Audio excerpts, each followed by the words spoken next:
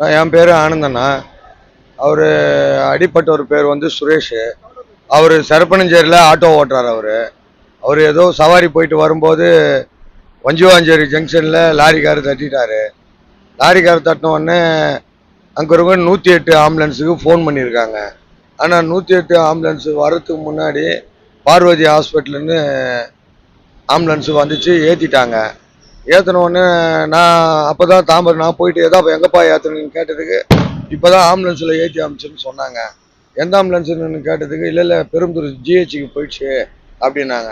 நான் நேராக போயிட்டு ஜிஹெச்சில் போய் பார்த்தா ஜிஹெச்சில் இல்லை. ஜிஹெச்சில் பார்த்துட்டு அங்கே போய் கேட்டால் இங்கே அதுமாரி இது வரவே இல்லைப்பா, நீங்கள் செங்கல்பட்டு போய் கேளுங்கன்னாங்க. சரி, நான் செங்கல்பட்டு நோக்கி வரும்போது வல்ல ஹாஸ்பிட்டலில் போய் பார்த்தா வல்லத்துலேயும் இல்லை. அதுக்கப்புறம் பார்த்தா வல்லக்கோட்டை பார்வதி ஹாஸ்பிட்டலில் சேர்த்துட்டுன்னு சொன்னாங்க.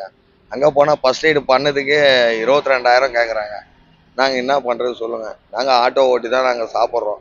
ஆனால் ஃபஸ்ட் எய்டுக்கே 22,000 கேட்டால் நாங்கள் என்ன பண்ணுறது? ஆனால் 48 மணி நேரத்துக்கு வந்து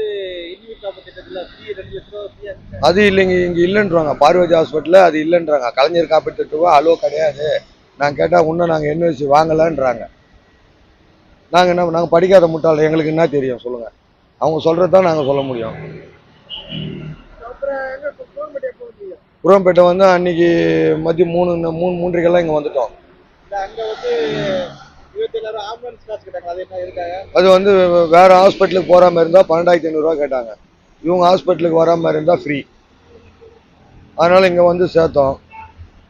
சேர்த்துட்டு இல்லைங்க ஸ்கேனுக்கு 40,000 கட்ட சொன்னாங்க. 40,000 ஸ்கேனுக்கும் கட்டியாச்சு. ஆனால் இன்னி வரைக்கும் ஒரு இம்ப்ரூவ்மெண்ட்டே இல்லை. அதுக்கப்புறம் நைட்டு ஒரு 12,000 கட்டியாச்சு.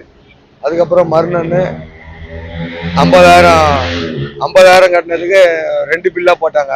2 15,000 போட்டாங்க, ஒரு 20,000 ஒன்று போட்டாங்க. மொத்தம் 4,5 லட்ச ரூபா போட்டிருக்காங்க. 4 நாளைக்கு ஆட்டோ ஓட்டி நாங்கள் என்ன பண்ணுறது? எங்களுக்காக ஒன்றையும் புரிய மாட்டேங்குது.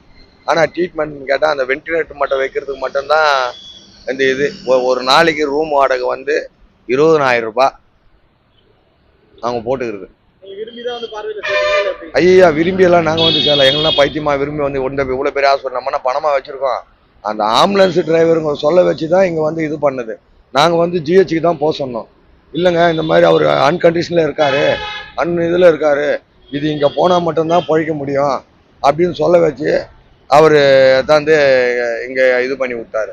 ஆனால் இங்கே வந்த நாள்லேருந்து 5 நாள் அது இன்னும் கண்ணும் தரகலை, ஒன்றையும் தரகலை. கேட்டால் கோமா ஸ்டேஜ், மாறு எலும்பு உடஞ்சி போச்சு, கால் உடஞ்சி போச்சு, கை உடஞ்சி போச்சுன்றாங்க. அது என்ன ஏதுன்னு எங்களுக்கு டீட்டெயில் ஒன்றும் புரியல. இப்போ 4 நாளைக்கு மட்டும் மொத்த பில்லு எவ்வளோ சொல்கிறாங்க? மொத்தம் பில்லு வந்து 4,12,000 ரூபாய். ஆமாம், ஜிஹெச்சுக்கு அனுப்புகிறோன்னு சொல்கிறாங்க. அதை கட்டினா தான் கொடுப்பேன்னு சொல்கிறாங்க. இப்போ நாங்கள் ஆட்டோ ஓட்டி நாங்கள் என்ன பண்ணுறது சொல்லுங்கள்? இல்லை, ஆனால் எங்களுக்கு கலைஞர் காப்பீட்டு திட்டம் எடுத்தாங்கன்னா எங்களுக்கு இவ்வளோ பிரச்சனை கிடையாது. ஆனால் ஃப்ரண்டேஜில் பார்த்தா பார்வதியில் ஒட்டி வச்சுருக்காங்க. அது எதுக்கு அதுமாரி ஒட்டி வச்சுருக்காங்கன்னு தெரியல எனக்கு. கார்டெல்லாம் இருக்குது. அந்த கார்டையும் காமிச்சோம். நாங்கள் கேட்டால் இது மாதிரி இன்னும் நாங்கள் அப்ரூவல் வாங்கலை. அப்புறம் எதுக்கு இவ்வளோ பெரிய போர்டு வச்சுருக்கணும்? எனக்கு என்னமோ இது ரமணா படம் பார்த்தா மாதிரியா இருக்குது.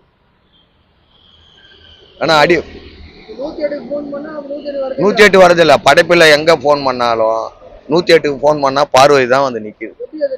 அது எனக்காக ஒன்றும் புரியல சார். நான் இந்த ஹாஸ்பிட்டலில் போய் தேடும்போது நான் திருப்பி 108க்கு கால் பண்ணி நான் கேட்குறேன், ஐயா இந்த மாதிரி இடத்துல அடிபட்டு போச்சு, எந்த ஆம்புலன்ஸ் வந்துச்சுன்னு தெரியல, எந்த ஹாஸ்பிட்டலுக்கு போயிருக்காருன்னு எனக்கு தெரியல, கொஞ்சம் கேட்டு சொல்லுங்கன்னா, இல்லை சார் அது உடனே அந்த நம்பர் போயிடும், அந்த மாதிரி எங்களால் கண்டுபிடிச்சி சொல்ல முடியாதுன்றாங்க. அது எப்படி தான் எனக்கு ஒன்றும் புரியல. 108ன்னா எல்லாருக்கும் தெரியும் இல்லையா? இந்த வண்டி இங்கே வந்திருக்கு, இந்த வண்டி இங்கேருந்து ஒரு பேஷண்ட்டை ஏற்றிட்டு போயிடறான்னு சொல்லுவாங்க இல்லையா? அதை 108லேயே சொல்ல மாட்டாங்களா? அது ஏன்? நாங்கள் படிக்காத முட்டாள், எங்களுக்கு என்ன தெரியும் சொல்லுங்கள்?